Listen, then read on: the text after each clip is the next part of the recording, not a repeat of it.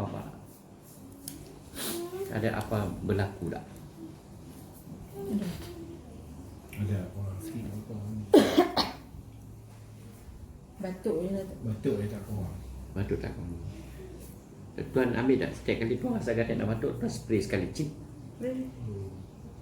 Tak boleh lah. Bila rasa gatal je cik. Masa buat tu lah. Saya spray. Ya. Waktu tu. Macam tu kata rasa. Waktu gatal biasa-biasa ni sekali tak pada Tadi cik. kat Angkong. Selawat sikit lah. Selawat sikit bismillah cik sekali. Batuk pun salah satu petanda sihir, gangguan juga. Kalau lebih daripada sebulan apa semua. Baik. Bukan bulan Bukan tahun. Oi. Kalau kesiannya. Jadi lah ni dia jalan Dia serentak. kata batuk tak apa. Kalau dia batuk, macam-macam. Allah kesiannya. Sampai nak muntah pun. Allah kesiannya. Kadang duduk dengan cik pun dah Dia nak kutubah, batuk lagi pergi minum air. Allah kesiannya.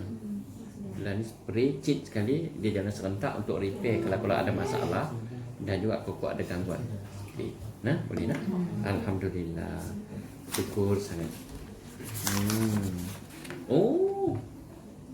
Alright, baru. Ni siapa? 49 betul kan? Betul.